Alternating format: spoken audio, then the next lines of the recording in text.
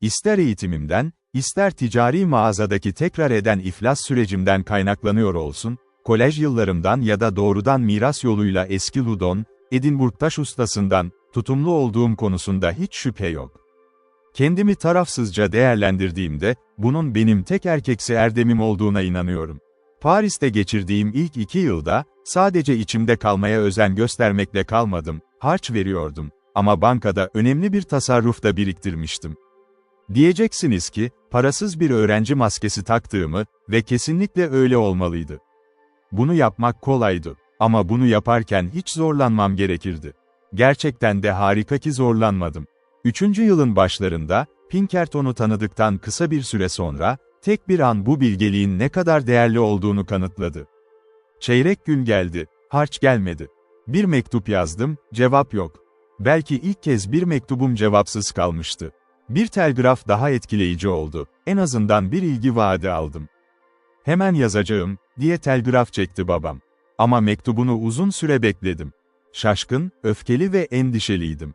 Ama önceki tutumlu yatırımım sayesinde, neredeyse utanmış sayılacak durumda değildim. Utanç, sıkıntı, acı, hepsi Muskegon'daki mutsuz babam içindi. Hayatla mücadele eden, şanssız vardiyalar ve girişimler arasında dövünen bir adam, gece gündüz çalışan, tek çocuğundan gelen sert mektubu okumak ve belki ağlamak için. Cevap verecek cesareti yoktu. Neredeyse 3 ay sonra, ekonomilerim iyice azalmaya başlayınca, sonunda alışılmış banknotların bulunduğu bir mektup aldım. Sevgili oğlum, diye yazıyordu. Sanırım basındaki endişeli işler yüzünden mektupların ve hatta harçlığın bir süredir ihmal edilmiş. Zavallı yaşlı babanı affetmeye çalışmalısın, çünkü bu onun için bir deneme zamanıydı. Ve şimdi bittiğinde, doktor benden bir kez olsun Adirondacks'e gitmemi istiyor. Hasta olduğumu düşünmesin, sadece aşırı yorgun ve havasız. Önde gelenlerimizin birçoğu düştü. John T. Embrady, Kanada'ya bir sandık dolusu parayla kaçtı. Billy Sandwith, Charlie Downs, Joe Kaiser ve bu şehirdeki diğer önde gelen adamların birçoğu da yok oldu. Ama büyük kafa Dodd yine kar fırtınasını atlattı ve sanırım işleri öyle düzelttim ki sonbahara kadar hiç olmadığım kadar zengin olabilirim. Şimdi sana ne önerdiğimi söyleyeyim, sevgilim. İlk heykelinle iyi ilerlediğini söylüyorsun. Cesaretle başla ve bitir ve öğretmenin, adını nasıl yazacağımı hiç hatırlayamıyorum, bana piyasa standardına uygun olduğuna dair bir sertifika göndersin. $10.000 alacaksın, ister evde ister Paris'te istediğini yapabilirsin. İş olanaklarının çok daha iyi olduğunu söylediğin şehirde küçük bir ev satın almanı ya da inşa etmeni öneririm. Ve ilk fırsatta, baban öğle yemeğine uğrayacak. Gerçekten gelmek isterdim şimdi. Çünkü yaşlanmaya başlıyorum ve sevgili oğlumu görmeyi özlüyorum. Ama hala izlenmesi ve bakılması gereken bazı işler var. Arkadaşın Bay Pinkerton'a söyle, her hafta mektuplarını okuduğumu. Ve son zamanlarda Loudon'umun adını boşuna ararken bile, o garip eski dünyada yaşadığı hayatı, yetenekli bir kalemle tasvir edildiği kadarıyla öğreniyorum. İşte tek başına hiçbir genç adamın sindiremeyeceği bir mektup. O sırdaş gerekli olduğunda bu noktalardan birini işaretledi ve seçilen sırdaş Jim Pinkerton'du. Babamın mesajı bu kararda etkili olmuş olabilir. Ama pek öyle değil, çünkü yakınlık çoktan çok ilerlemişti. Hemşehrime karşı gerçek ve canlı bir sevgi vardı içimde. Güldüm, azarladım ve onu sevdim. O ise kendi adına, bana köpek gibi bir hayranlıkla hizmet etti, bana uzaktan, bu avantajlardan, cömertçe yararlanan biri gibi bakıyordu, kendisi için kıskanç olduğu şeylerden. Peşimden gelirdi, kahkahası her zaman hazırdı. Arkadaşlarımız ona, yardımcı, lakabını takmışlardı. İşte bu sinsi biçimde, hizmetsizlik bana yaklaşıyordu. Pinkerton ve ben ünlü haberi tekrar okuduk. O, yemin ederim, benimkinden çok daha sesli ve saf bir zevkle okuyordu. Heykel neredeyse bitmişti, sergiye hazırlamak için birkaç günlük çalışma yeterliydi. Usta yaklaşıldı, onayını verdi. Ve bulutsuz 1 Mayıs sabahı, duruşma saati için stüdyomda toplandığımızı izledi. Usta çok renkli rozetini takındı.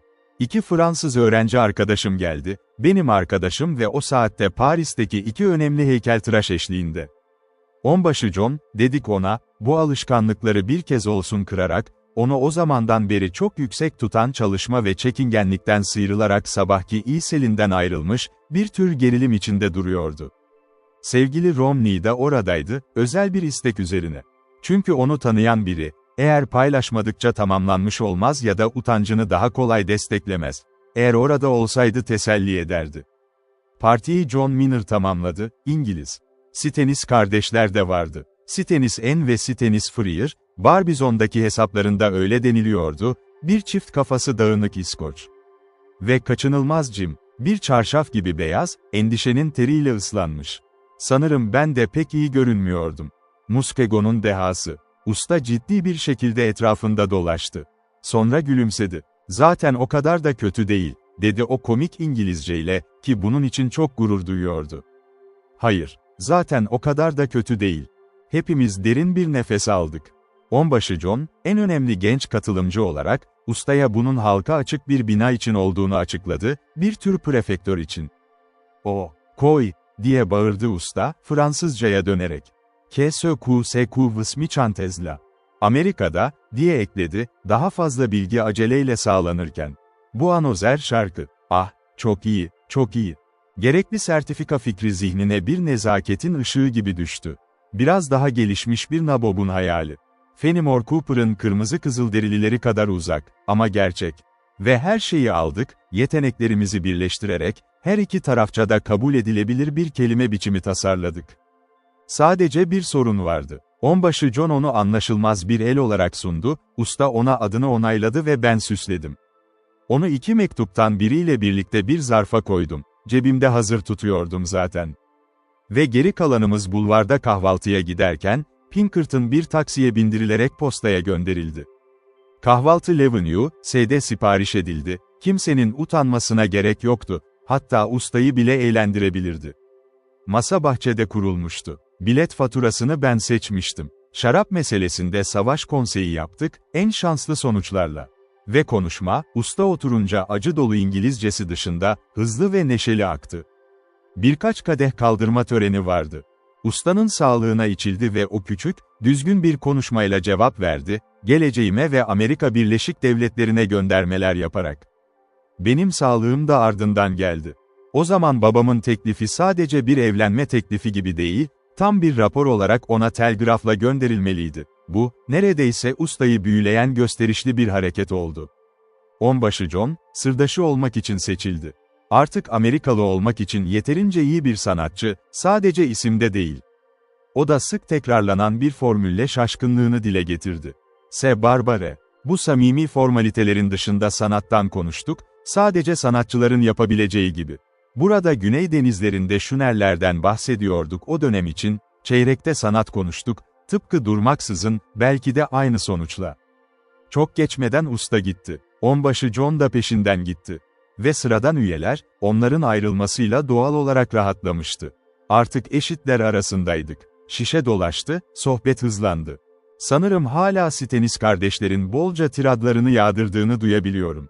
Dijon, tombul Fransız öğrenci arkadaşım, iyi koşullanmış esprileri bıraktı. Ve bir diğeri, yabancı dillerde zayıftı, konuşma akışına hızlıca atılıyordu. "Je trouve que pour un sentiment de délicacy, corot, ya da biraz, pour moi corot est le plus," diye başlayıp, küçük Fransız salonun hemen batması gibi, sessizce tekrar kıyıya tırmanıyordu. O at en azından anlayabiliyordu. Ama Pinkerton için bence gürültü, şarap, güneş, yaprakların gölgeleri ve yabancı bir festivalde oturmanın ezoterik ihtişamı, mevcut tüm eğlence araçlarını oluşturuyordu. Saat 11:30 civarında oturduk, sanırım 2 kez öyle oldu. Bir noktada belirli bir resim örnek gösterilince, oturumun Louvre'a ertelenmesi önerildi. Hesabı ödedim ve bir anda Rue de Rennes boyunca aşağıya yürümeye başladık. Hava çok sıcaktı. Paris parıldıyordu, morali yüksek olan adama çok hoş gelen o yüzeysel parlaklıkla. Şarap kulaklarımda şarkı söylüyordu, gözlerimde dans ediyordu ve parlıyordu. O öğleden sonra ölümsüz galerilerde hızlı ve neşeyle ilerlerken gördüğümüz tablolar, geriye dönüp baktığımda, bana en güzeli olarak görünür. Paylaştığımız yorumlar ise en yüksek eleştiri seviyesine ulaşmış gibiydi, ister ciddi ister neşeli olsun. Ama müzeden tekrar çıktığımızda ırk farkı ortaya çıktı ve partiyi dağıttı. Dijon, öğleden sonrayı birayla geçirmek için bir kafe önerdi. Yaşlı Stennis, bu düşünceden iğrenerek kırsala, mümkünse ormana ve uzun bir yürüyüşe yöneldi. İngilizce konuşanlar herhangi bir egzersizi kabul etti. Hatta bana bile, sık sık hareketsiz alışkanlıklarıma rağmen, kırsal hava düşüncesiyle sessizlik yenilmez derecede çekici geldi. Meğer Fontainebleau'ya giden treni yakalamak için tam zamanımız varmış.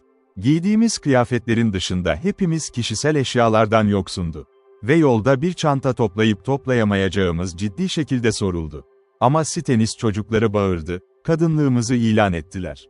Görünüşe göre bir hafta önce Londra'dan gelmişlerdi, sadece paltolar ve diş fırçalarıyla. Yük yok, işte varoluşun sırrı, diyorlardı. Evet, pahalıydı kesinlikle. Her seferinde bir berber ücreti ödemek zorundaydın, her gömlek değişiminde yenisini almak, eskisini atmak gerekiyordu. Ama her şey, bu genç beyefendilere göre, Haversack'ın kölesi olmaktan daha iyiydi. Bir adam tüm maddi bağlılıklarından yavaş yavaş kurtulmalıdır, o erkekliktir. Ve sen bir şeye bağlı olduğun sürece, ister ev ister şemsiye ister portmanto, hareketsiz bir yerde duruyor, göbek bağıyla bağlanmışsın. Bu teoride ilgi çekici bir şey vardı, çoğumuzu götürdü. İki Fransız gerçekten geri çekildi, alaycı bir şekilde kendi biralarına. Romney ise kendi başına geziye katılamayacak kadar fakir, ödünç almaya gururlu olmayan biri olarak, göze çarpmadan erip gidiyordu. Bu arada topluluğun geri kalanı bir taksinin koltuklarını dolduruyordu. At, sürücünün cebine yapılan bir dokunuşla teşvik edildi. Tren 1 dakika içinde yakalandı. Ve 1 saat ya da biraz daha sonra Fontainebleau'dan Barbizon'a giden tepede ormanın tatlı havasını derin derin içimize çekiyorduk. Grubumuzun önde gelen üyeleri mesafeyi 51 dakika yarımda kat ettiler. Sanırım bu koloninin tarihi simgelerinden biridir. Ama biraz geride olduğumu duyunca şaşırmayacaksınız. Miner, nispeten felsefi bir Britanyalı olarak, bana eşlik etti kasıtlı adımlarla. Güneşin batışının ihtişamı, uzun gölgeler, ormanın eşsiz kokusu ve ilhamı, beni giderek daha fazla sessizlikte yürümeye alıştırdı. Bu sessizlik giderek yoldaşıma da bulaştı. Ve hatırlıyorum, sonunda konuştuğunda derin bir soyutlamadan çıkar gibi şaşırdım. Baban oldukça iyi bir baba gibi görünüyor, dedi. Neden seni görmeye gelmiyor? Onlarca hazır cevabım vardı. Stokta daha da fazlası. Ama Miner, o kurnazlıkla ki bu hem korkuturdu hem hayran bırakırdı, aniden gözlüğüyle bana takıldı ve sordu. Hiç onu davet ettin mi? Kan yüzüme geldi. Hayır, hiç davet etmemiştim. Hiç gelmesi için teşvik etmemiştim. Onunla gurur duyuyordum. Yakışıklı görünüşüyle, nazik tavırlarıyla, başkalarına gösterebileceğim o parlak yüzüyle. Büyük servetiyle gururluydum, hatta kötü bir şekilde gururlu ve şaşırtıcı cömertliğiyle. Ama Paris'teki hayatım önümde duruyordu ve bunların çoğunu o onaylamazdı. Sanat hakkındaki masum yorumlarını eleştirmekten korktum. Kendime söyledim, hatta kısmen inandım, gelmek istemediğine. Muskegon'dan gelen birinin mutsuz olacağına inandım. Kısacası, iyi ve kötü binlerce sebep saydım. Ama hepsi değiştiremezdi tek bir şeyi, sadece davetimi beklediğini biliyordum. Teşekkür ederim, Miner, dedim. Sen her zamankinden çok daha iyi birisin. Bu gece yazacağım. Ah, sen de oldukça iyi birisin, diye karşılık verdi Miner. Alışılmış umursamaz tavırlarından biraz daha fazlasıyla ama, minnetle fark ettim, en ufak bir ironi izi yoktu sesinde. İşte bunlar cesur günlerdi. Sonsuza kadar üzerinde durabileceğim günler. Cesur da, Pinkerton ile Paris'te ve banliyölerinde yürürken, yeni işletmem için evleri izleyip fiyatlandırırken, ya da antika satıcılarından ısıtma tavaları, Çin tanrıları ve pirinçlerle yüklü olarak tozlu dükkanlarda kapandığımızda. Pinkerton'u bu işletmelerde çok yetenekli buluyordum. Mevcut fiyatlar ve eleştirel yargı konusunda. Meğerse Amerika Birleşik Devletleri için resimlere ve merak eserlerine sermaye yatırımı yapıyormuş ve bu yaratığın yüzeysel titizliği, asla bir uzman olamasa da, zaten bir nevi uzman olduğu gerçeğinde ortaya çıkıyordu. Şeyler onu neredeyse soğuk bırakırdı. Ama onları nasıl alıp satacağını anlamakta kendi zevki vardı. Böyle çatışmalar arasında zaman geçti ve babamdan cevap bekliyordum. 2 posta birbirini takip etti, hiçbir şey getirmedi. Üçüncüsünde uzun ve neredeyse tutarsız bir pişmanlık mektubu aldım. Teşvik, teselli ve umutsuzluk bir arada. Bu zavallı belgeden, dindar bir hareketle okur okumaz yaktığım bu mektuptan, babamın servet balonunun patladığını anladım. Artık hem parasız hem de hastaydı. Ben ise 10.000 dolar beklemekten çok uzakta, artık yaşadığım 3 aylık para gönderimlerini karşılamaktan acizdi. Durumum zaten yeterince zordu. Ama aklım ve nezaketim görevimi yerine getirdi. Merak eserlerini sattım, daha doğrusu Pinkerton'u satması için gönderdim. O daha önce bunları satın almış, şimdi o kadar akıllıca elden çıkardı ki zarar önemsizdi. Bu, son harçlığımdan kalan miktarla birlikte beni en az 5.000 frank başa koydu. 500 dolar kendi acil ihtiyaçlarım için ayırdım. Geri kalanını hafta içinde Muskegon'daki babama gönderdim, cenaze masraflarını ödemek için tam zamanında geldi. Ölüm haberi benim için sürpriz değildi. Ve neredeyse hiç üzücü de değildi. Babamı fakir bir adam olarak hayal edemedim. Çok uzun ve düşüncesiz, cömert bir bolluk içinde yaşamıştı. Değişime dayanmak için çok uzun. Ben kendim için yas tutarken, babamın bu savaştan alınmasına sevindim. Kendim için yas tuttum, diyorum. Ve o tarihte binlerce kişi daha az sebeple yas tutuyordu. Babamı kaybetmiştim. Harçlığı kaybetmiştim. Tüm servetim 1000 franka kadar inmişti. Ve üzüntümü taçlandırmak için, heykel sözleşmesi el değiştirmişti. Yeni müteahhitin kendi oğlu ya da bir yeğeni vardı. Ve bana, iş gibi bir açıklıkla, domuzlarım için başka bir pazar bulmam gerektiği bildirildi. Bu arada odamdan vazgeçtim. Stüdyonun köşesindeki bir kamp yatağında uyudum. Kendimi okuduğum yerde geceledi, sabah uyandığımda ise artık işe yaramaz olan o kütlesi. Muskegon'un dehası, gözlerimin önündeydi hep. Zavallı taş hanımefendi, yeni başkentin altın kaplamalı yankılanan kubbesinin altında taht için doğmuştu. Şimdi sürüklenecek miydi? Hangi temel amaçlarla nihayetinde ayrılacaktı? Denize dayanıksız bir gemi gibi. Ve kötü şanslı ustasının başına ne gelecekti? 1000 frankıyla, hayatın eşiğinde, arkadaşı olmayan bir heykeltıraş olarak. Bu konu, Pinkerton ile sıkça ve ciddi şekilde tartışılan bir konuydu. Onun görüşüne göre mesleğimi hemen bırakmalıydım. Bırak burada, şimdi ve burada, derdi. Benimle eve dön ve tüm ruhumuzu işe verelim. Başkent bende, sen kültürü getir. Dodd ve Pinkerton, hiç daha iyi bir reklam ismi görmedim. Ve Loudon, ne kadar çok isme bağlı olduğunu düşünemezsin. Benim tarafımdan ise, bir heykeltıraşın 3 şeyden birine sahip olması gerektiğini kabul ettim. Sermaye, etki ya da cehennem gibi enerji. İlk ikisini kaybetmiştim. Üçüncüye ise hiç sahip olmamıştım. Ama yine de kariyerime savaşmadan sırtımı dönmek için cesaretten yoksundum. Ya da belki de cesaretten. Ona dedim ki, heykeltıraşlıkta şansım ne kadar düşük olursa olsun, iş dünyasında çok daha kötü olduğuna emindim. O konuda ne zevkim ne de yeteneğim vardı. Ama bu konuda o tekrar babamdı sanki. Cehaletten konuştuğuma dair güvence verdi, zeki ve kültürlü herhangi birinin başarabileceğini, babamın fitness mirasını almış olmam gerektiğini ve her neyse, bunun için ticaret fakültesinde düzenli eğitim almış olduğumu söyledi. Pinkerton, dedim, bunu anlayamıyor musun? Oradayken, etkilenen hiçbir şeye en ufak bir ilgi göstermedim. Tüm olaylar bana zehirdi. Bu mümkün değil, diye bağırırdı. Olamaz. Onun ortasında yaşayıp cazibesini hissetmemek, tüm ruhun şiiriydi, elinden geleni yapardı. Loudon, diye devam ederdi, sen beni deli ediyorsun. Bir adamın gün batımına üzülmesini bekliyorsun ve servetlerin kazanıldığı yere, tüm gün kaybolduğu yere aldırış etmiyorsun. Ya da hayatı parmaklarının ucunda tutmak. Her yara girip 1 dolar çıkarmak, ortada durmak, bir ayağı iflasta diğeri borçta, etrafında değirmen gibi dönen pullar, kader ve servet. Bu sikkelerin romantizmine ben de romantizmle karşılık verirdim. Sanatın erdemini, sürekli örnekler hatırlatırdım. Apollo'nun rolünün gösterildiği birçok sıkıntıyı.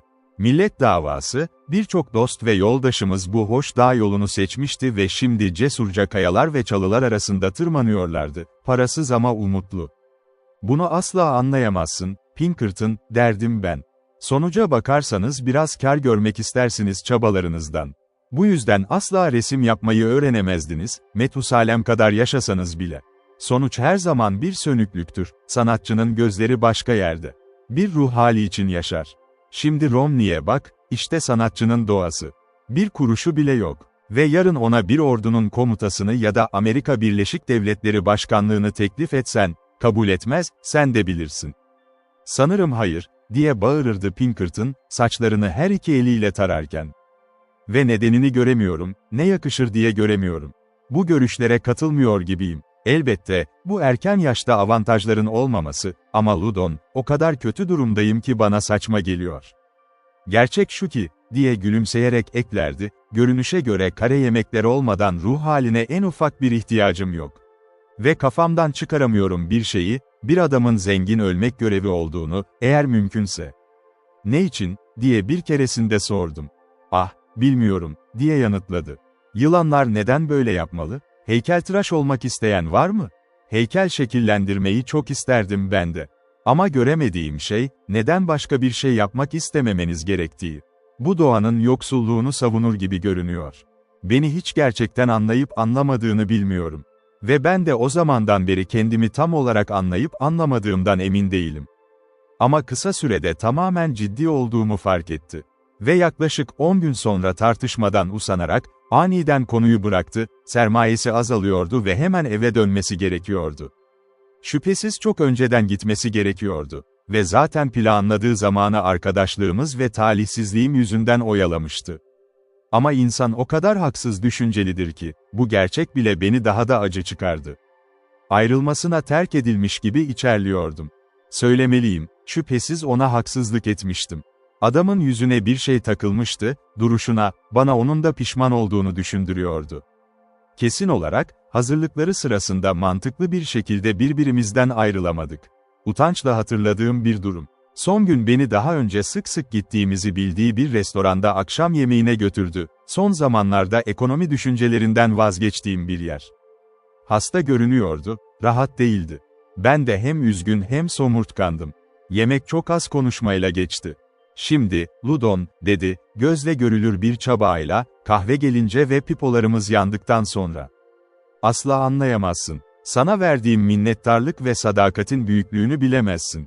Medeniyetin zirvesinde duran bir adam tarafından benimsenmenin ne kadar büyük bir avantaj olduğunu, beni nasıl arındırdığını, ruhani doğama nasıl hitap ettiğini düşünemezsin. Ve sana söylemek istiyorum ki, kapında bir köpek gibi öleceğim. Ne cevap vermeye çalıştığımı bilmiyorum. Ama beni yarıda kesti. Söyleyeyim, diye bağırdı. Seni sanata tam ruhtan bağlılığın için saygıyla kucaklıyorum. Buna dayanamıyorum. Ama doğamdaki bir tür şiir, Ludon, ona yanıt veriyor. Seni taşımak istiyorum ve sana yardım etmeyi düşünüyorum. Pinkerton, bu ne saçmalık, diye sözünü kestim. Şimdi kızma, Ludon. Bu tamamen bir iş, dedi. Her gün yapılıyor, hatta tipik. Paris'teki adamlara bak. Henderson, Sumner, Long, hepsinde aynı hikaye. Bir tarafta sanatsal dehayla dolu genç bir adam, diğer tarafta ne yapacağını bilmeyen bir iş adamı ve dolarlar. Ama aptal, fare kadar fakirsin, diye bağırdım. Bekle, ben ateşe gireyim, dedi Pinkerton. Zengin olacağım kesinlikle. Ve sana söylüyorum, bu süreçte biraz eğlence istiyorum. İşte ilk harçlığın, bir arkadaşın elinden al, ben de dostluğu senin gibi kutsal sayan biriyim. Sadece 100 frank, her ay aynısını alacaksın. İş büyümeye başlayınca uygun bir seviyeye çıkarırız. Ve böylece bu bir iyilik olmaktan çok uzak. Sadece heykellerini Amerikan pazarında halledeyim. İş hayatımın en akıllı hamlelerinden biri olur bu.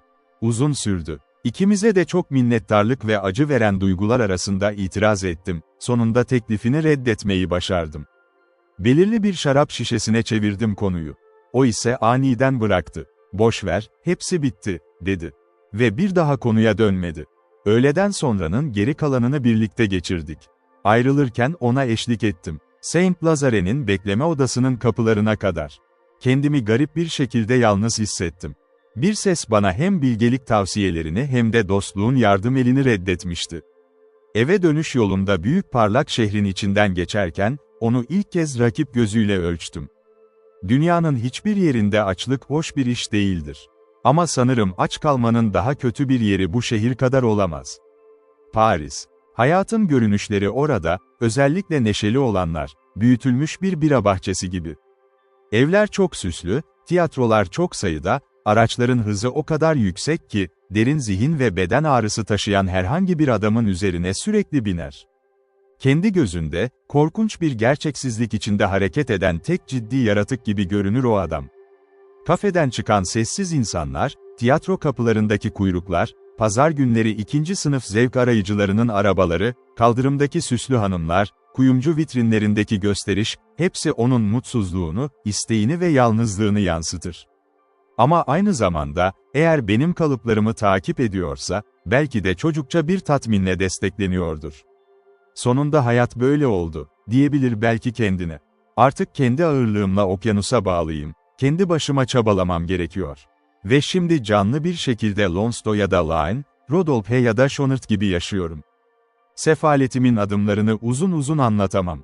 Olağan zamanlarda, borçlar, denen şey, öğrenciler arasında sürekli bir konu olarak kabul edilirdi. Birçok adam yıllardır kısmen onlarla yaşamıştı.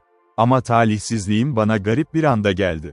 Birçok arkadaşım gitmişti. Diğerleri kendileri de tehlikeli durumdaydı. Romney, tek köy sabotlarıyla Paris'i gezmek zorunda kalmıştı. Onun tek kıyafeti artık bu kadardı. Öyle kusurlu bir kıyafetle, kurnazca ayarlanmış iğnelere rağmen, Lüksemburg'daki yetkililer onun galeriden çıkarılmasını önermişlerdi. Dijon ise bir kenarda saatler ve gaz braketleri tasarlıyordu bir bayi için. Ve yapabildiği en fazla şey bana stüdyosunun bir köşesini teklif etmekti, çalışabileceğim bir yer. O zamana kadar kendi stüdyom vardı, anlaşılır şekilde kaybolmuştu. Ve sürgün edilmem sırasında Muskegon'un dehası da sonunda benden ayrılmıştı. Tam boyutlu bir heykele sahip olmak için bir atölyeye, galeriye ya da en azından açık bir bahçeye ihtiyaç vardır. Onu yanında taşıyamazsın, bir çanta gibi, altında bir taksiyle 15 ölçülü çatı katında da yaşayamazsın önemli bir yoldaşla. Onu evimde bırakmak ilk fikrimde ayrılırken. Orada, doğduğu yerde, halefime ilham verebilirdi diye düşündüm. Ama ev sahibi bu fırsatı hoş karşılamadı, mülkümü kaldırmamı istedi. Zor durumdaki bir adam için kamyon kiralamak ciddi bir mesele olurdu. Ama bununla yüzleşebilirdim, işe alındıktan sonra gidecek bir yerim olsaydı. Histerik kahkahalar, kendimi, arabacıyı ve Muskegon'un dehasını Paris'in ortasında, bir destinasyon gölgesinde, belki de sonunda en yakın çöpe doğru araba kullanıyor olduğumuzu hayal ettim. Ve oraya, bir şehrin atıkları arasına, sevgili çocuğumu bırakıyordum. Mevsimlik bir teklifle bu uçtan kurtuldum. Muskegon dehasından 30 frank karşılığında ayrıldım. Şimdi nerede olduğu, hangi isimle değerlendirildiği ya da ayakta kalıp kalmadığı, tarih bize bunu söylemiyor. Ama bazı banliyö çay bahçelerinin çalılıklarını süslüyor olabileceğini düşünmek isterim. Annelerin ve kızlarının şapkalarını astığı tatil dükkanları arasında, cesurca bir yaklaşımla aşk tanrısı gibi duruyordu belki. Dış bulvarda bir taksi şoförünün yemek evinde kredi aldım, öğle yemeğim için. Akşam yemeğine ihtiyacım yoktu, her gece zengin tanıdıkların masasına oturmak bir yana. Bu düzenleme son derece iyi düşünülmemişti. Masalım başta yeterince inandırıcıydı, kıyafetlerim iyi durumdayken şüphe yaratmıyordu. Ama ceketim kenarlardan yıpranmaya, botlarım sıkıştırmaya ve restoran zeminlerinde su geçirmeye başlayınca, işler değişti. Günde bir öğün, mali durumuma yeterince uygundu. Ama karnım bu durumu iyi kabul etmiyordu. Restoran, daha talihsiz zamanlarımda öğrenci hayatını tatmak için sık sık ziyaret ettiğim bir yerdi. O zamanlarda hiç tiksinmeden girmemiş, mide bulantısı olmadan çıkmamıştım. Şimdi ise tutkuyla oturur, memnuniyetle kalkar, o masaya dönüşümden bu yana geçen saatleri sayardım. Ama açlık büyük bir sihirbazdır. Ve hazır param tükenince, artık çikolata kaselerini ya da ekmek parçalarını dolduramayacağımda, tamamen o taksi yemek evine ve bazı nadir, uzun süredir beklenen, uzun süredir hatırlanan beklenmedik gelirlere güvenmek zorundaydım. Dijon biraz para kazanabilirdi. Bir eski dost Paris'ten geçerdi. Ve o zaman bütün ruhumu bir yemeğe eşlik ettirirdim. Latin mahallesinde krediyle tütün ve sabah kahvesi 2 haftaya yeterdi. Gerçek sınırlara bu kadar yakın bir hayat sürdükten sonra, damağım körleşmeliydi diye düşünülebilir. Aksine, bir adamın diyeti ne kadar kötü olursa, o kadar ince şeylere odaklanır. Son hazır param, yaklaşık 30 frank, kasıtlı olarak tek bir akşam yemeğine harcandı. Ve yalnız kaldığım zamanın büyük bir kısmı, hayali ziyafetlerin detayları üzerine geçti. Bir umut ışığı beni ziyaret etti. Zengin bir Güneyliden büst siparişi geldi. Serbest, 50 yaşlarında, neşeli konuşan, neşeli yüzlüydü. Oturumlar boyunca beni neşede tuttu, bitince de beni yemeğe ve Paris'in manzaralarına götürdü. İyi yiyordum, ete yerleştim. Her şeye göre, varlığın olumlu bir benzerliğini yaşıyordum. Ve itiraf etmeliyim ki, geleceğimin garanti olduğunu sanıyordum. Ama büst tamamlandı, Atlantik'in ötesine gönderildi ve bir daha haberi gelmedi. Darbe beni yere serdi. Yatmalıydım, kendimi düzeltmek için hiçbir çaba denemedim, ülkemin onuru dahil olmasaydı. Dijon, Avrupa tarzında fırsatı geliştirdi. Bana ilk kez Amerika'nın görgü kurallarını anlatıyordu. En ufak bir yasa ve düzen temeli olmayan haydut yuvası, borçlar sadece pompalı tüfekle toplanır. Bütün dünya bunu biliyor, Mon Petit Loudon. Yüksek mahkeme yargıçları geçen gün Cincinnati'de stilettolarla dövüştü. Sen bir arkadaşımın küçük kitabını okumalısın. Le Touriste dans le Far West.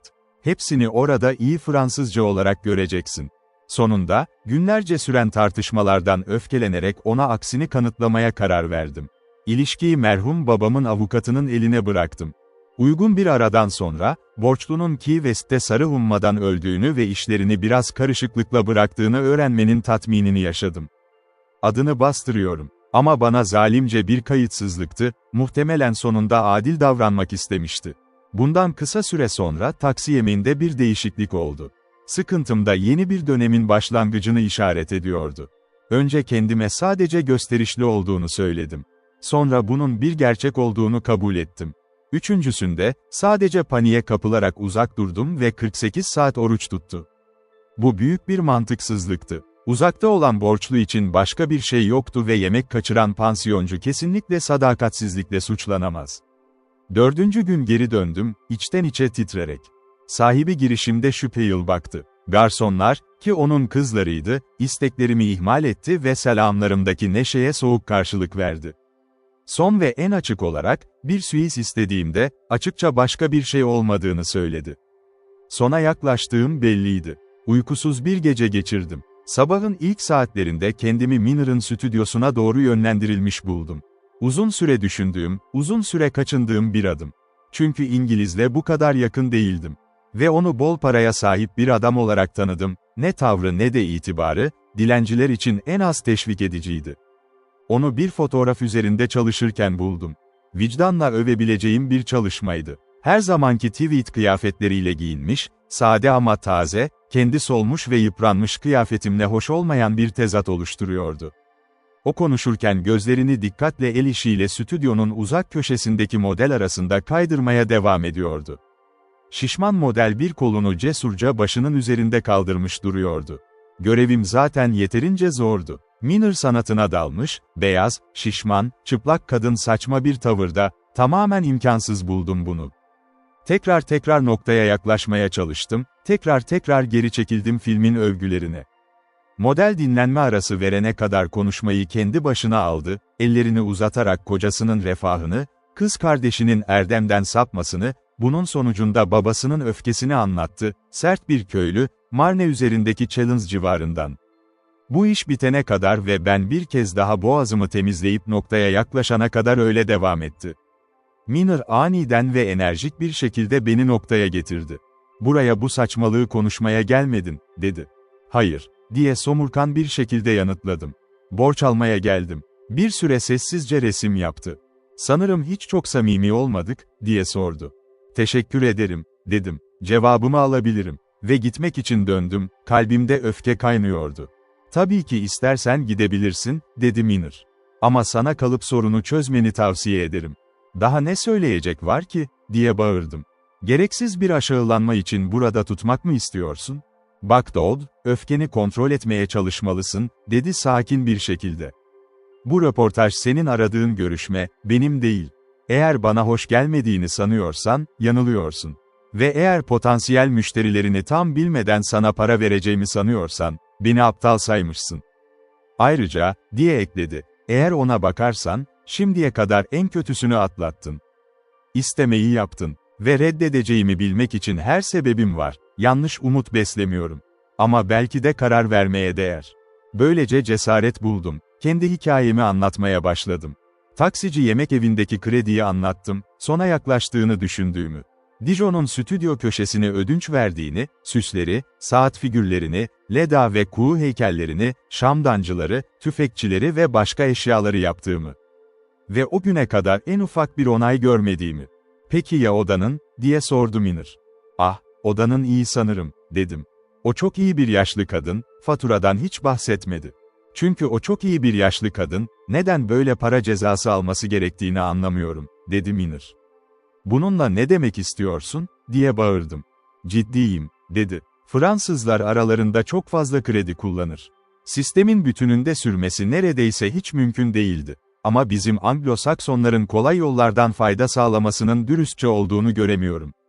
Ve sonra Manş'ı ya da, siz Yankiler gibi, Atlantik'i geçip gidiyoruz. Ama atlamayı teklif etmiyorum, diye itiraz ettim. Aynen öyle, diye yanıtladı. Ve yapman gerekmiyor mu? İşte sorun. Bana göre sahiplerine karşı sempatin eksik görünüyor. Kendi hesabına göre geçemiyorsun. Ne kadar kalırsan, o sevgili yaşlı kadının cebinden o kadar fazla çıkacak. Şimdi, size ne yapacağımı söyleyeyim. Durdu bir an. Eğer kabul edersen, New York'a geçişini, tren ücretini ve Muskegon'a gidişini ödeyeceğim. Babanın yaşadığı yere, arkadaşlarını bırakmış olmalı, orada bir fırsat bulursun. Minnettarlık aramıyorum. Çünkü tabii ki beni bir canavar sanacaksın. Ama geri ödeme istiyorum, mümkün olduğunda. Her neyse, elimden geleni yapabileceğim tek şey bu. Seni dahi sansam farklı olurdu, Dodd. Ama bilmiyorum. Ve sana tavsiye ederim. Bence bu en azından gereksizdi, dedim. Sanırım öyleydi, diye aynı kararlılıkla karşılık verdi. Bana uygun geldi. Üstelik benden para istediğinde güvence yoksa, bana bir arkadaş gibi davranıyorsun ve bu benim de benzer şekilde yapabileceğimi varsaymak demek. Ama mesele şu ki, kabul ediyor musun? Hayır, teşekkür ederim, dedim. Başka bir ipim daha var. Pekala, dedi Miner. Dürüst ol. Gerçekten mi? Dürüst mü? Diye bağırdım. Dürüstlüğümü mü sorguluyorsun? Beğenmezsen, gitmem, diye yanıtladı. Görünüşe göre dürüstlüğü Blind Man's Buff kadar kolay düşünüyorsun. Ben düşünmüyorum. Gerçek bir tanım farkı var. Bu sinir bozucu röportajdan hemen çıktım. Miner asla resmi bırakmamıştı. Artık oynamam için tek bir kart kalmıştı. Ve buna kararlıydım. Beyefendi kıyafetlerimi çıkarmalı, işçi tuniğiyle sanata yaklaşmalıydım. Eski ustamın stüdyosuna gittim. "Tynes, bu küçük Dodd," diye bağırdı usta. Sonra gözleri harap kıyafetlerime takıldı, yüzünün karardığını fark edebildim. Yalvarışımı İngilizce yaptım. Biliyordum ki, bir konuda kibirse, o dilde başarısı konusundaki gururuydu. "Efendim," dedim, "beni tekrar stüdyonuza alır mısınız? Ama bu sefer bir işçi olarak." Fazerini aradım, "Çok sarsıldı," dedi. Artık yetim ve parasız olduğumu açıkladım. Başını salladı. "Kapımın önünde daha iyi işçiler bekliyor. Çok daha iyi işçiler. Eskiden işimi önemsezdiniz, efendim," diye yalvardım. Bazıları, "Evet," diye bağırdı. "Zengin bir adamın oğlu için yeterli, yetim için yeterli değil. Üstelik seni sanatçı olmayı öğrenebilir diye aldım. Belki işçi değilim." Dışarıda, Napolyon'un mezarının yakınında, eski bir ağacın gölgesindeki bir bankta oturdum. Çamurlu yol ve boş duvar manzarası önümde. Oturdum ve kendi sefaletiyle güreştim. Hava neşesiz ve karanlıktı. 3 günde sadece bir kez yemiştim. Tütün yoktu. Ayakkabılarım ıslanmış, pantolonum berbat haldeydi. Ve şimdi bana adil konuşan 2 adam vardı. Zenginken hiçbir şey istemeyen biri olarak. Şimdi fakir ve yoksundum. "Dahi değil," dedi biri. "Yetim için yeterli değil," dedi diğeri. Ve ilki bana geçişimi fakir bir göçmen olarak sunmuştu. İkincisi ise günlük bir ücret bile vermemişti. Taş, boş bir karın için açıkça bir anlaşma değildi. Samimi değillerdi geçmişte. Bugün samimi değillerdi. Koşulların değişmesi yeni bir kriteri ortaya koymuştu. Hepsi bu. Ama iki cabun tesellilerini samimiyetsizlikten arınmış görsem bile, onları hatasız kabul etmekten çok uzaktım. Sanatçılar daha önce de küçümsenmişti. Ve küçümseyen gülünceye kadar yaşadılar. Corot kaç yaşındaydı değerli damarına çarptığında? Genç bir adam ne zaman daha çok hayranlık duyduğum Balzac'tan daha haklı küçümsenmiş. Ya da daha cesur bir ilhama ihtiyacım olsaydı. Ünvalides'in altın kubbesine bakmalı ve hatırlamalıydım. Orada uyuyan hikayeyi. Genç bir topçu çavuşun, çizmeli kedi, lakabıyla takıldığını. Ve şimdi kaç taç, zafer, kaç yüz top ağzının günü, kaç bin savaş toynağının yolu. Büyük ordunun önünde 80 mil öteye Avrupa'yı şaşırtan adam. Geri dönmek, pes etmek, kendimi başarısız, hırslı bir başarısızlık ilan etmek, önce bir roket, sonra bir çubuk. Ben, Loudon Dodd, başka geçim kaynaklarını küçümsemeyle reddetmişim. Saint Joseph Sunday Haberci'de vatansever ve sanatçı olarak ilan edilmiştim. Şimdi Muskegon'a hasar görmüş mal gibi geri mi dönecektim? Babamın tanıdıklarına şapka elinde ofislerini mi süpürecektim? Hayır. Napolyon aşkına. Seçtiğim mesleğimde öleceğim. O gün bana saygısızlık eden iki kişi, ya başarıma imrenecek, ya da faydasız tövbe gözyaşları dökerek fakir tabutumun arkasında yürüyecekti. Bu arada, cesaretim hala azalmamışsa, bende bir yemek. Taksi şoförünün yemek evi çok uzakta değildi. Çamurlu bir taksi sırası, geniş bir çamur caddesi kıyısında, belirsiz bir davetli yüzle. Kabul edilebilirdim, belki, bir kez daha karnımı doldurabilirdim. Öte yandan, belki de bugünkü kaderdim ve kovulacaktım, kaba bir gürültüyle. Deneme politikasıydı. Ama ben o sabah boyunca zaten birçok hakaret görmüştüm. Başka bir hakaretle yüzleşmektense aç kalmayı tercih ederdim. O gün kimseye gitmedim. Cesaret ana seferim için ayrılmalıydı. Ön çatışmada bile bir parıltı yoktu. Sıramda oturmaya devam ettim. Napolyon'un küllerinden çok da uzakta değil, şimdi uykulu, bazen başı dönen. Tam zihinsel tıkanıklığın ya da sadece hayvani bir huzurun farkında olan biri gibi. Sonra düşünür, plan yapar, benzersiz bir netlikte anlık zenginlik hikayelerini hatırlardım ve açgözlüce hayali yemekler tüketirdim. Sonunda uyuyakaldım. Gece karanlığına doğru aniden soğuk bir yağmur beni uyandırdı. Titreyerek ayağa kalktım. Bir an şaşkın durdum. Tüm mantık ve hayal kurma süreci tekrar geçti zihnimden. Yine, iplerle çizilen bir görüntüye çekildim. Taksi yemek evine. Ve yine hakaret ihtimalinden geri çekildim. Kuy dort din, diye düşündüm. Uyuyan, yemiş sayılır. Titreyerek ve yağmurlu sokaklarda lambalar ve vitrinler parlamaya başlarken eve döndüm. Hala hayali yemekler düzenleyerek. "Ah, Monsieur Dodd," dedi kapıcı. "Sizin için kayıtlı bir mektup var. Yarın tekrar getirecekler." Benim için kayıtlı bir mektup. Ne olabilirdi? En ufak bir fikrim yoktu. Ve gecikmedim de tahmin etmeye, bilinçli olmaktan çok daha az bir planla. Yalanlar benden doğal bir salgı gibi akıyordu. "Ah," dedim, "sonunda havale. Ne sıkıntı, kaçırdım. Yarına kadar bana 100 frank ödünç verir misiniz?" O ana kadar kapıcıdan ödünç almayı hiç denememiştim. Kayıtlı mektup güvencemdi. Bana sahip olduklarını verdi. 3 Napolyon ve biraz gümüş frank. Parayı dikkatsizce cebime koydum. Bir süre oyalandım. Kapıya doğru yavaşça yürüdüm. Ve sonra, bacaklarım taşıyabildiği kadar hızla köşeyi dönerek kafede klaniye girdim. Fransız garsonlar yetenekli ve hızlıdır. Yeterince hızlı değillerdi. Adamın şarabı masaya koymasına pek de izin vermeden, tereyağlı ekmeği yanına bırakmadan, bardak ve ağzım dolmadan. Kafe Klani'nin nefis ekmeği, eski yılların o ilk güzel kadeh pomar, ıslak ayaklarımda karıncalanıyordu. Tarif edilemez ilk zeytin tadı, sanırım ölmek üzereyken, lamba sönmeye başlayacakken, hala hatırlayacağım. Geri kalanı bulutlar altında kaldı. Belki Börgon bulutları, belki de daha doğrusu kıtlık ile şölenin karşılaşması. En azından ertesi sabahın utancı ve umutsuzluğu nettir zihnimde. Yaptıklarımı, zavallı dürüst kapıcıyı nasıl kandırdığımı gözden geçirirken. Ve sanki bu yetmezmiş gibi, gemilerimi yakıp son sığınağıma, çatı katıma iflas getirmiştim. Kapıcı parasını bekliyordu. Ödeyemezdim. Skandal çıktı ve bu skandalın kaynağı olduğumu çok iyi biliyordum. Dürüstlüğümü sorgulamakla ne demek istiyorsun? O gün daha önce Minır'a bağırmıştım. Ah, o gün daha önce. Waterloo'dan bir gün önce, tufandan bir gün önce, başımın üstündeki çatıyı, geleceğimi ve öz saygımı satmıştım. Kafe Klani'de bir akşam yemeği için. Bu ağıtların ortasında ünlü kayıtlı mektup geldi kapıya. Mühürlerinin altında şifa vardı. Üzerinde San Francisco posta damgası vardı. Pinkerton, çok sayıda işin ortasında zaten boyuna kadar mücadele ediyordu. Aylık 200 frank ödenek teklifini yeniledi. Ve acil bir durum için 40 dolarlık bir taslak da eklemişti. Bir adamın bu kendine yardımcı olabileceği dönemde başkasına bağımlı olmayı reddetmesi gerekir. Ama sayısız mantıklı düşünce bir zorunluluğa boyun eğer. Bankalar neredeyse açık değildi, nakit alınmadan önce.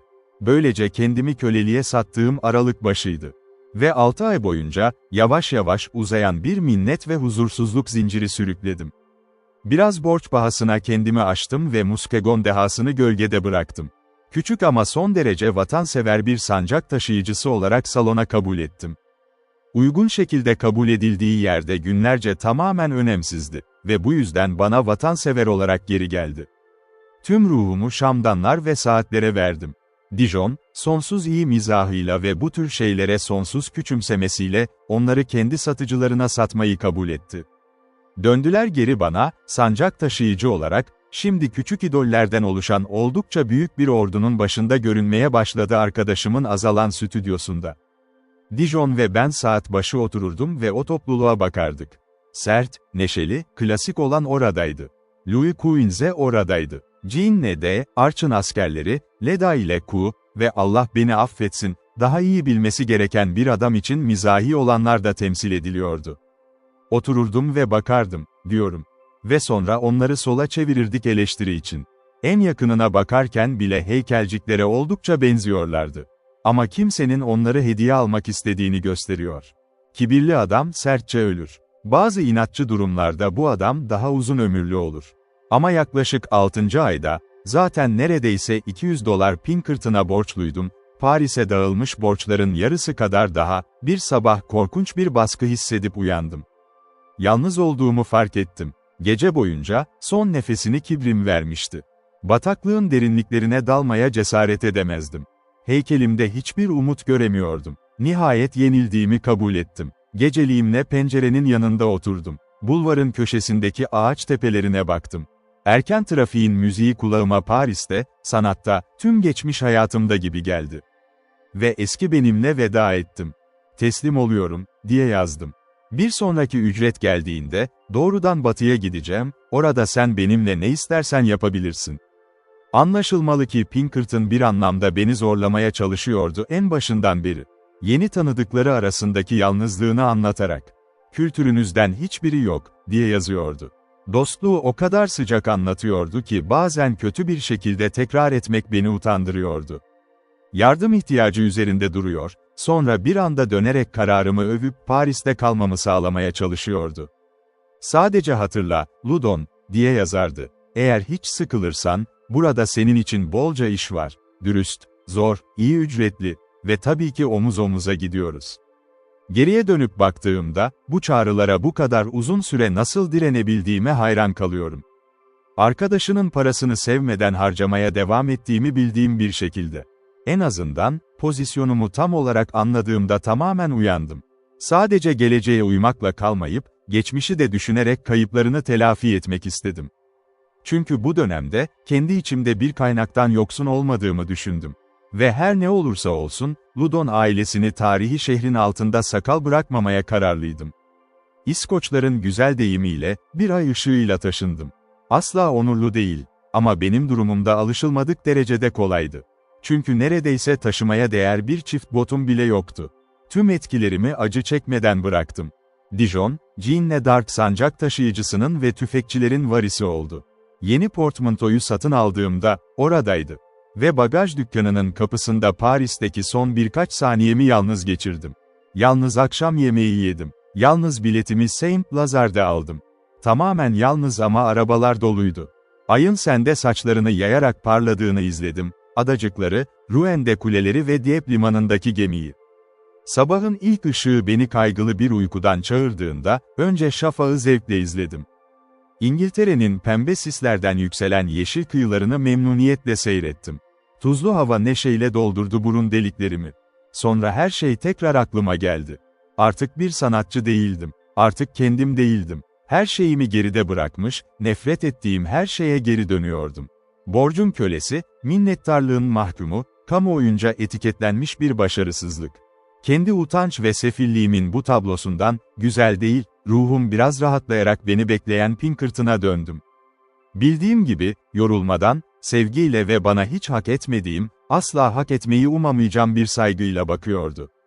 İlişkilerimizdeki eşitsizlik bana çok kaba bir şekilde dokundu. Gerçekten aptal mıydım? Eğer o dostluğun tarihini utanmadan düşünebilseydim, çok az vermiş, çok almıştım. Çok kazanmıştım. Londra'da önümde tüm gün vardı ve en azından sözle dengeyi biraz daha doğru koymaya kararlıydım. Halka açık bir yerde köşeye oturdum ve sayfa sayfasına minnettarlığımı, tövbemi döktüm. geçmişim, gelecek için kararlarım. Şimdiye kadar ona yolumu anlattığımda sadece bencillikti. Babama bencilce davranmıştım. Arkadaşlarımın yardımını alıp reddetmiştim, onların istediği tek şey buydu. Edebiyatın tesellisi büyük. O mektup yazılıp gönderilir gönderilmez, damarlarımda erdem bilinci nadide bir vintage gibi parladı. Ertesi sabah amcamın kapısına erişerek aileyle kahvaltıya oturdum. 3 yıldan fazla neredeyse değişmeden geçmişti o sabit evde, ben ilk oturduğumda, genç bir Amerikalı 1. sınıf öğrencisi olarak, yabancı lezzetler arasında şaşkın kalmıştım. Finan hot dog, tütsülenmiş somon, bap ve kuzu jambonu. Ve çayın altında ne olduğunu boşuna tahmin etmeye çalışmıştım. Herhangi bir değişiklik olduysa, aile saygısı yükselmişti sanki. Babamın ölümü uygun şekilde, İskoç üst dudakların törensel uzamasıyla adlandırıldı. Kadın başını sallamaya başladı ve parti hemen benim başarılarıma, daha neşeli bir konuya geçti. Benim hakkımda güzel anlatımlar duymaktan çok memnun olmuşlardı. Artık oldukça büyük bir adamdım. O güzel dehanın heykeli neredeydi? Siz de getirmediniz mi? Gerçekten mi? Diye sordu en neşeli kuzen, bukleleri sallayarak. Sanki onu taksiyle getirmişim ya da doğum günü sürprizi gibi cebimde gizlemiş gibi. Bu ailenin arasında, Batı'nın tropikal saçmalıklarına alışık olmadan büyüyenler arasında. Sunday Herald ve zavallı Pinkerton'a ait yüzler kabul görmüştü. İnsanı daha çok depresyona sokabilecek bir durum hayal edemezdim. Ve o kahvaltı boyunca bir okul çocuğu gibi davrandım. Sonunda yemek ve aile duaları mutlu bir şekilde bitti. Amca adam ile, işlerimin durumu, üzerine bir röportaj talep etti. Bu uğursuz ifadeyi duyunca iyi adam yüzü belirgin şekilde uzadı. Büyükbabam da katılmak istedi. Duyma güçlüğüne rağmen teklifi tekrar edilince, mülakatta bulunma niyetini duyurdu. Amca adamın üzüntüsüne anlık bir sinirle yaklaştım içimden. Ama hiçbir şey değil, sadece her zamanki kasvetli samimiyet yüzeyde belirdi. Ve hep üçümüz törenle bitişik kütüphaneye geçtik. Bu kütüphane, üzücü bir işin kasvetli tiyatrosuydu. Büyükbabam bir kil boru yaktı ve ateşsiz bacanın köşesinde titreyerek tüttürdü. Sabah hem soğuk hem karanlıktı. Pencere kısmen açık, kör kısmen yere düşmüştü. Dışarıdan garip bir hava geliyordu. Sanki orada gemi kazasına uğramış gibi. Amca adam ortada, iş masasının başındaydı. Değerli kitap rafları aşağıdan işkence yerine bakıyordu. Bahçede serçeler cıvıldıyor, canlı kuzen yukarıdan piyanoyu vuruyor ve asit bir şarkı döküyordu oturma odasından. İşte bu koşullarda, kısa bir konuşmayla ve biraz çocuksu bir somurtkanla, yere bakarak, aileme mali durumumu bildirdim. Pinkerton'a olan borcumu, heykelciliği sürdürmenin umutsuzluğunu, Amerika'da sunulan kariyer teklifini ve nasıl oldu ki, daha çok bir yabancı gibi hissederek, davayı aileme sunmanın doğru olduğuna karar verdiğimi. Sadece başta bana gelmediğiniz için üzgünüm, dedi amca adam. Daha iyi olurdu diyebilirim. Ben de öyle düşünüyorum, amca adam, diye yanıtladım. Ama başvurunuma hangi açıdan bakabileceğinizi bildiğimi unutmayın. Umarım kendi kanıma asla sırtımı dönmem, diye vurguyla geri döndü. Kız kardeşimin oğlu olduğunu asla unutamadım. Bu açıkça bir görev. Yaptığım pozisyonun sorumluluğunu tamamen kabul etmekten başka seçeneğim yok. Başka ne yapacağımı bilemedim, mırıldanarak, teşekkür ederim, dedim. Evet, diye devam etti ve doğru zamanda geldiğinizde ilahi bir şey var, eski firmamda bir boşluk var, şimdi kendilerine İtalyan depo çalışanları diyorlar, diye gülerek ekledi. Şanslısınız, benim zamanımda sadece bakkal satıcıydık. Sizi oraya yarın yerleştireceğim. Bir dakika, amca adam, diye araya girdim. Bu benim istediğim şey değil. Pinkerton'a para vermeni istiyorum, o fakir bir adam. Ayaklarımı borçtan temizlemek istiyorum, hayatımı ya da herhangi bir kısmını düzenlemek için değil. Sert olmak istersem, dilencilerin seçici olamayacağını hatırlatabilirim, dedi amcam. Ve hayatını yönetmek konusunda, kendi yolunu denedin ve ne elde ettiğini görüyorsun. Artık daha yaşlıların rehberliğini kabul etmelisin. Arkadaşının planları ve batıdaki açılışlar, tamamen görmezden geliyorum. Kıtada bir kovalamaca boyunca yürüyüş yaptığını bilmiyorum. Bu durumda, ki neyse ki yerleştirebiliyorum, başlangıçta haftada 18 şilin alacaksın. Haftada 18 şilin, diye bağırdım. Neden? Zavallı arkadaşım bana bundan fazlasını bedava verdi. Ve bence şimdi bu arkadaşı geri ödemeye çalışıyorsun, diye güçlü bir argüman havasıyla gözlemledi amcam. Adam, dedi büyükbabam. Bu işte bulunman beni rahatsız ediyor, diye söyledi amca adam, taş ustasına oldukça itaatla dönerek. Ama sana hatırlatmalıyım, bu senin kendi arayışın. Adam, diye tekrarladı yaşlı adam. Peki efendim, dinliyorum, dedi amcam. Büyük babam sessizce bir iki nefes aldı.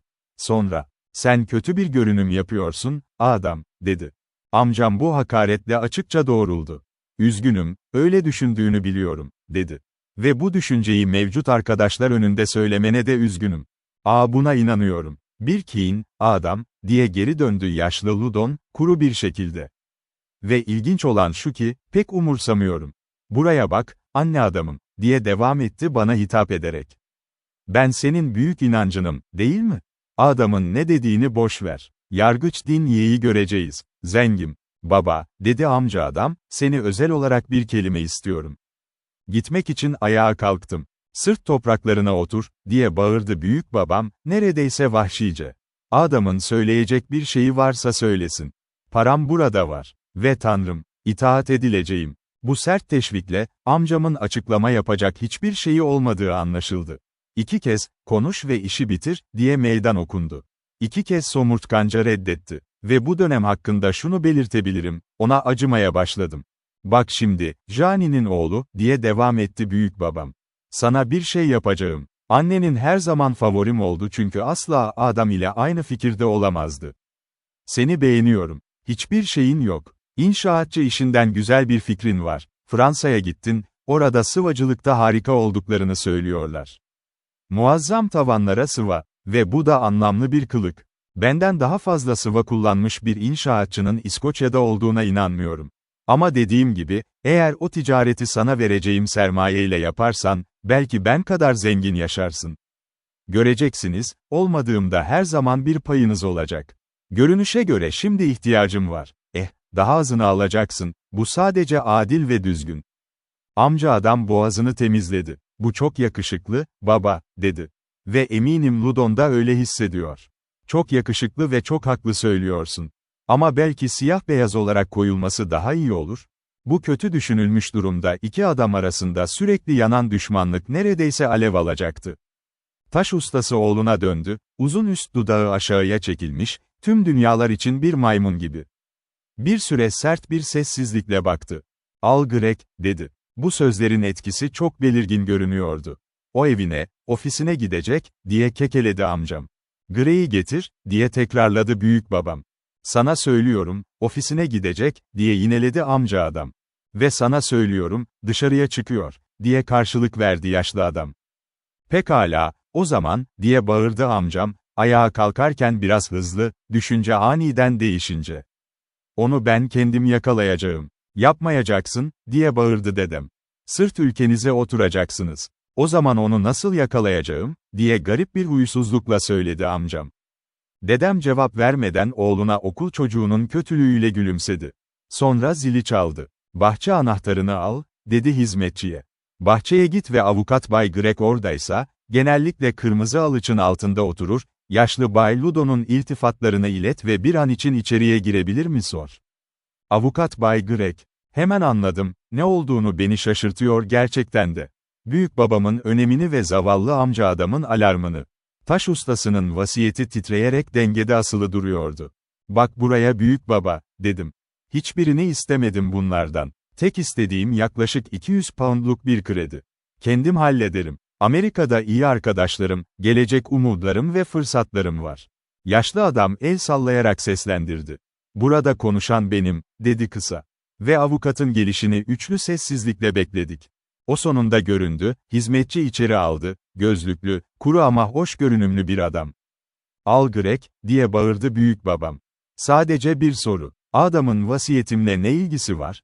Korkarım tam anlamıyorum, dedi avukat, bakışlarını gezdirerek. Bununla ne ilgisi var, diye tekrarladı yaşlı adam, yumruğunu sandalyesinin koluna vurarak. Param benim mi yoksa adamın mı?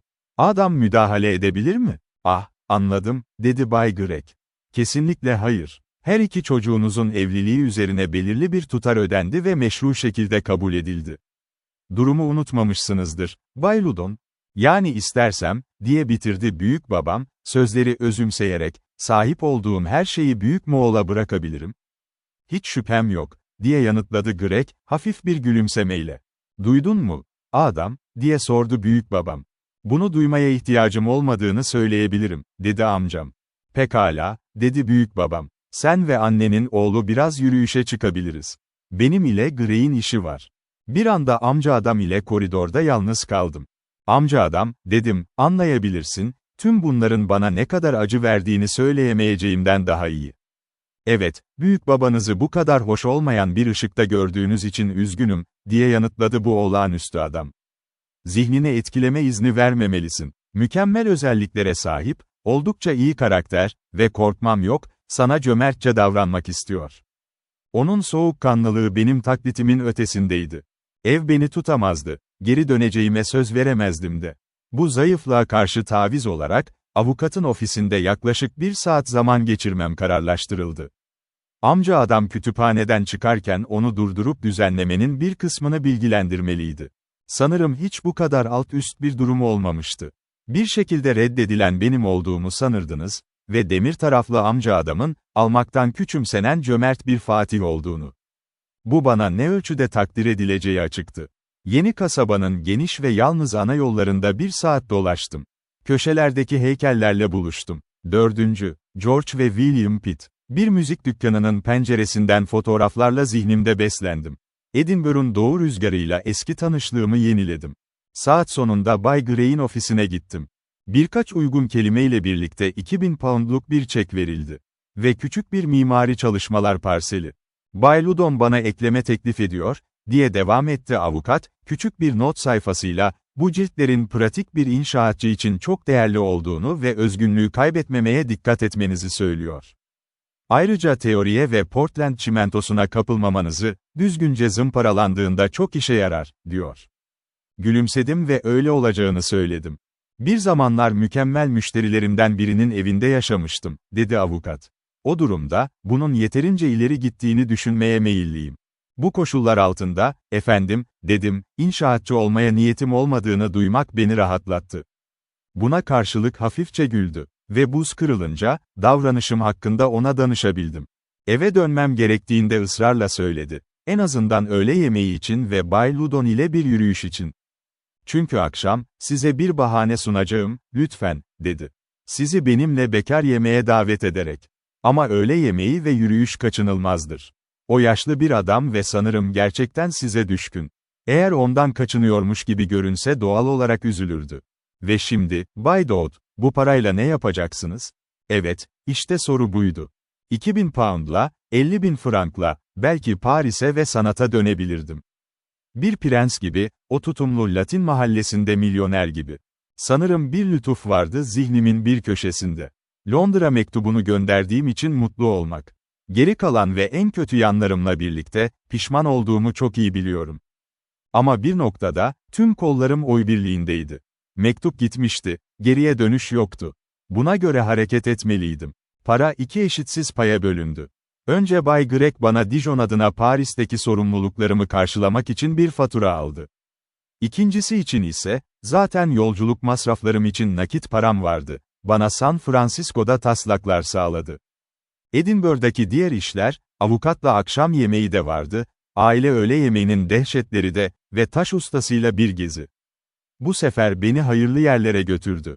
Ne eski ellerinin banliyösüne ne de eserine değil, hem doğal hem de güzel, daha dayanıklı bir ev seçtiği yere. Garip bir şekilde mezarlıktaydı. Ayrıca bir uçurumun kenarında, kalabalık eski taş anıtların ve sarmaşık yeşilliğinin arasında. Doğu rüzgarı sürekli dalları sallıyordu. İskoç yazının ince güneşi dans eden gölgeler çiziyordu. Bunu görmeni istedim, dedi. Jan Sitten. Öfemia Ross, o benim eşimdi. Senin büyükannen, Hox. Yanılıyorum. Bu benim ilk eşimdi. Onun yanında hiç çocuğum yoktu. Seninki ikincisi, Mary Murray, 1819 doğumlu, 1850'de öldü. İşte o, iyi, sade, düzgün bir yaratık. Alexander Ludon, 1792 doğumlu, öldü. Ve kuyrukta bir boşluk vardı. İşte o benim. Adım Alexander. Çocukken bana ECKY dediler. ECKY. Sen gerçekten çok eski bir adamsın. Bir sonraki mezarlık deneyimim çok daha hüzünlü oldu. Muskegon şehri, şimdi dikkat çekici yeni başkentin kubbesi iskelelerle çevrilmiş. Geç öğleden sonra vardığımda yağmur yağıyordu. Büyük sokaklarda yürürken, adını artık tamamen bilmiyordum. Çift, 3 ve 4 katlı at arabası çizgileri çıngırdayıp geçiyordu. 100 kat telgraf ve telefon teli başımın üstünde cenneti örüyordu. Kocaman, kasvetli evler iki yanımda duruyordu. Rüreysay'nin ve taksi yemek evinin düşüncesi gözlerimde gözyaşlar getirdi. Tüm o monoton Babil büyümüştü. Ayrıldığımdan beri öyle fırlamıştı ki, sürekli yolumu sormam gerekiyordu. Ve mezarlık tamamen yeniydi. Ama ölüm aktiftir. Mezarlar zaten çoktu. Yağmur içinde girmek gerekiyordu, milyonerlerin bayağı mezarları arasında, ovanın ötesinde Macar işçilerin kara haçları arasında, şans ya da içgüdüyle babamın bulunduğu yere kadar. Taş dikilmişti, biliyordum çoktan, hayran arkadaşlar, tarafından. Zevklerini anıtlarda şimdi yargılayabiliyordum. Edebiyat zevklerini hayal edebiliyordum. Ve yazının şartlarını okumak için yeterince yaklaşmaktan kaçındım. Ama isim büyük harflerle yazılmıştı ve bana bakıyordu. James K. D.O.D.D. Bir isim ne kadar tek bir şeydir, diye düşündüm. Bir adama nasıl yapışır, sürekli yanlış temsil eder, sonra hayatta kalır. Ve üzerimde bir şey parladı, pişmanlık ve acı neşenin karışımı. K'nin neyi temsil ettiğini hiç bilmemiştim. Kral, Kay, Kayser, rastgele isimler geçirdim zihnimden. Sonra Cornelius'ta saçma bir yazım hatasıyla tökezledim ve neredeyse yüksek sesle güldüm. Hiç bu kadar çocukça olmamıştım. Ve bu son sinirli hareketimde, paniğe kapılıp pişmanlıkla mezarlıktan kaçtım. Muskegon'daki deneyimimin geri kalanı cenaze gibi değildi. Orada, babamın çevresini ziyaret ederek birkaç gün kaldım. Ona karşı bir dindarlık içinde kaldım. Belki de bu acıdan kendimi kurtarabilirdim. Hafızası çoktan tamamen kaybolmuştu. Gerçekten de benim için hoş karşılanmıştım. Benim için ise sohbet uzun ve zahmetli bir çaba gerektiriyordu, merhumun erdemleri üzerine. Eski yoldaşları benim yanımda yaşıyordu, iş yeteneklerine ya da kamu cömertliğine bağlı olarak. Ne zaman geri döndükleri, onu artık hatırlamıyorlardı. Babam beni sevmişti. Ben onu kayıtsızların arasında yaşaması ve ölmesi için yalnız bırakmıştım. Şimdi geri döndüm. Onu ölü, gömülü ve unutulmuş buldum. Faydasız tövbe zihnimde taze bir kararlılığa dönüştü. Başka bir zavallı ruh vardı beni seven. Pinkerton. Aynı hatadan 2 kez suçlu olmamalıydım. Belki bir hafta böyle boşa geçti. Ayrıca arkadaşımı da hazırlıksız bırakmak istemedim. Bu yüzden Council Bluffs'ta tren değiştirdiğimde, vagonun sonunda elinde telgraf tutan bir adamın farkına vardım. Loudon Dodd adında biri var mı gemide? İsmin yeterliydi. Pinkerton'dandı. Hangi gün varıyorsunuz? Berbat önemli. Gün ve saati bildirdiğim bir cevap gönderdim. Ogden'de yeni bir mesaj bekliyordu beni. Bu yeterli. Anlatılmaz rahatlama. Sacramento'da buluşalım. Paris zamanlarında Pinkerton için özel bir ismim vardı. Baskılanmaz, derdim ona. Saatlerce süren acı içinde bu isim tekrar dudaklarımda yükseldi. Ne yaramazlık yapıyordu şimdi? Hangi yeni kabı doldurmaya çalışıyordu, bu cömert canavar? Frankenstein'ı için, Pasifik kıyısında hangi yeni karmaşaya sürüklüyordum kendimi? Adamın güveni tamdı. Ve güvensizliğim mükemmeldi. Onu kötü niyetli bulamazdım hiçbir zaman. Ama neredeyse hiçbir zaman doğru yapmadığını hissederdim. Sanırım bu belirsiz beklentiler yolculuğa biraz karamsarlık kattı. Nebraska, Wyoming, Utah, Nevada, kaşlarını çatarak en azından yüzünü gösterdi. Beni yeniden o diğer anakaraya, Latin mahalleme, geri yönlendiriyormuş gibi geliyordu. Ama Sierralar tırmanıldığında ve tren uzun süre dövüp nefes nefese kaldıktan sonra kendini aşağıya doğru bıraktığında, o geniş refah bölgesini gördüm. Ormanlar ve mavi dağlardan denize doğru dalgalanan, sınırsız dalgalanan mısır yayılması, ağaçlar büyüyüp neşeyle sallanıyor, incir ve şeftali toplayan köy çocukları trende. Ruhum balon gibi yükseldi. Endişe omuzlarımdan düştü. Ve kalabalığın arasında Sacramento'da Pinkerton'u gördüğümde, bağırmak, el sallamak ve elinden tutmaktan başka hiçbir şey düşünemedim.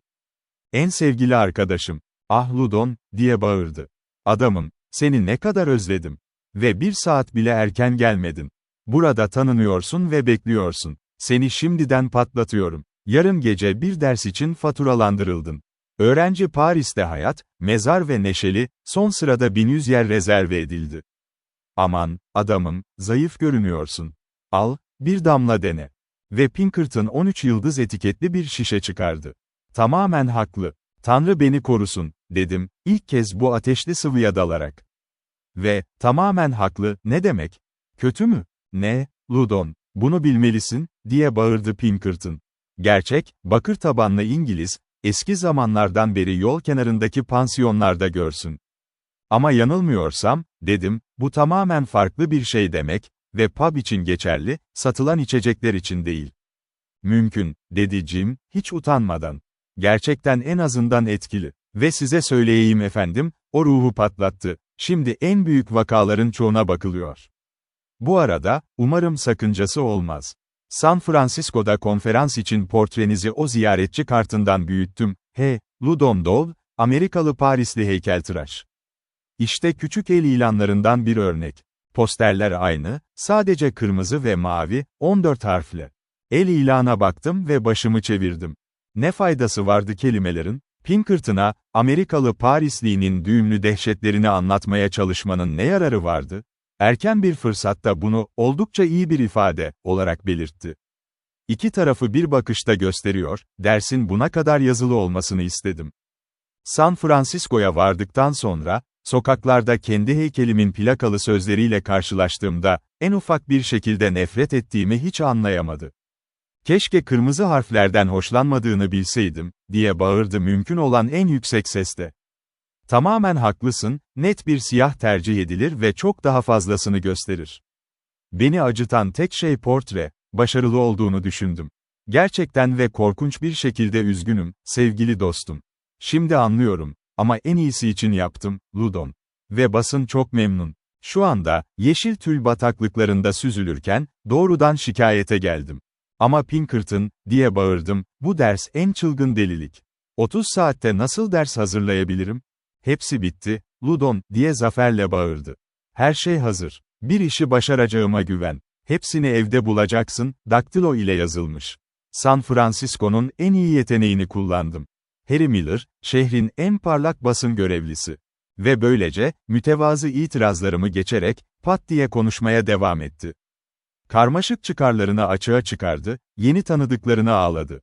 Ve her zaman bana, tam ruhlu, büyük adam, iğne kadar keskin, diyordu. Ruhum içgüdüsel olarak küçülüyordu. Zor durumdaydım. Pinkerton için, portre için, daktilo ile yazılmış ders için. Bir söz aldığım bir şeydi. Bir daha cehaletle davranmamak. Hatta bunun için bile, şantaj ne zaman geldiğini gördüğümde, baskılanmış ve şaşkın ve depresif halde, ruhum pişman oldu. Ve tüm aksi takdirde kendimi şikayet etmeden, onun araba çarklarına yönlendirmeye katlandım. Baskılanmaz mı dedim. Karşı durulmaz olan daha yakın gerçekti. Ama beni görme zamanı. Harry Miller'ın yanına oturarak ders verdiğimde geldi. Bu Harry Miller alaycı bir köpekti. Cesur bir tavrı vardı. Benim durumumda fiziksel mide bulantısı yaratan bir ahlaksızlık. Grisette ve açlık konusunda duygusal, hatta melodramatik olabiliyordu. Pinkerton ile yazışmalarımın faydasından keyif aldığını gördüm. Kendi maceralarım burada orada korkunç şekilde yanlış temsil edilmişti, kendi duygularım yankılanıyor ve abartılıyordu, utanana kadar onları tanımak için. Harry Miller'e hakkını vereyim, bir tür yeteneği vardı, neredeyse deha. Tonu kısmaya yönelik tüm girişimler sonuçsuz kalıyordu. Harry Millerizm yok edilemezdi. Hayır, canavarın belirli bir stil anahtarı vardı. Öyle ki bazı daha yumuşak pasajlar, getirmeye çalıştıklarım, korkunç şekilde uyumsuzlaşıyordu. Numaralı akşamın erken saatlerinde, belki de Poodle Dog işaretinin yakınında, yöneticimle yemek yedim. Pinkerton memnuniyetle kendini tanımladı. Oradan, bir öküz gibi, beni kesime götürdü. Şimdi yalnız duruyordum, toplanmış San Francisco'ya karşı. Bir masa, bir bardak su ve bir yığın Harry Miller yazısı temsil eden el yazması ve daktilo. Ders verdim, çünkü çöpü ezberlemeye ne zamanım ne de iradem vardı. Okuyordum, aceleyle, alçak gönüllü ve görünür bir utançla. Ara sıra salonda zeki bir göz yakalardım. El yazması Harry Miller'ın daha zengin bir damarına rastladığında kalbim beni yarı yolda bırakırdı ve gevezelik ederim. Seyirci esnedi, huzursuzca kıpırdadı, mırıldandı. Sonunda, yüksek sesle konuş ve kimse duymuyor, diye net bir çığlık attı. Atlamaya başladım ve neredeyse her zaman yeni bir anlaşılmaz konunun ortasında araya girindi. Bu talihsizlikler gülmeden geçiyordu üzerimden. Gerçekten, en kötüsünden ve hatta kişisel aşağılanmadan korkmaya başlayınca, bir anda şeyin mizahı üzerime şiddetle çöktü. Yüksek sesle gülebilirdim. Ve tekrar konuşmam istendiğinde, müşterilere ilk kez gülümseyerek döndüm. Pekala, dedim, deneyeceğim. Ama kimse duymak istemez diye düşünüyorum. Ve ben de kimsenin neden yapması gerektiğini göremiyorum. İzleyici ve konuşmacı birlikte ağlayana kadar güldük. Yüksek sesli, tekrar eden alkışlar. Ani müttefikimden. Biraz sonra başka bir hit daha yaptım. Metnin 3 sayfasını çevirince, bak, bunu da atlıyorum, mümkün olduğunca yakın, dedim. Müşterilerin bana bakışı değişti. Ve sonunda sahneden ayrıldığımda, kahkaha, yere vurma, bağırışlar ve şapka sallamalarıyla alkışlandım. Pinkerton bekleme odasında, cebine ateşli bir şekilde not alıyordu. Beni içeri girerken görünce fırladı, yanaklarında gözyaşları aktığını ilan etti. "Sevgili oğlum," diye bağırdı, "kendimi asla affedemeyeceğim. Ve beni asla affedemezsin. Boş ver, en iyisi için yaptım. Ve ne kadar asil bir şekilde tutundun. Kapılarda parayı iade etmemiz gerektiğinden korktum. Olsaydı daha dürüst olurdu," dedim. Basıncılar beni takip etti, ön sıralarda Harry Miller.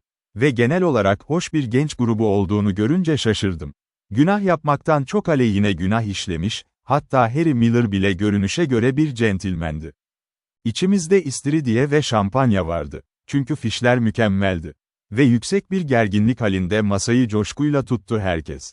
Aslında hayatımda hiç bu kadar ilham almamıştım, ne kendi duygularımı ne de Harry Miller'ın edebiyatını izlemiştim bu kadar dikkatli. Çocuklar iyi bir arkadaşlığın ruhu olduğuma yemin ettiler ve öğretim üyeleri prensi. Ve, ne harika bir kurum popüler basın, ertesi gün tüm gazetelerde duyuruları görseydiniz, akşamımın eğlencesini kesinlikle başarılı saymış olmalıydınız. O gece eve döndüğümde moralim çok iyiydi. Ama zavallı Pinkerton ikimiz için de üzülüyordu. "Ah, Loudon," dedi, "kendimi asla affetmeyeceğim." Konferansın fikrini fark etmediğini görünce, anlamalıydım, onu kendim vermeliydim.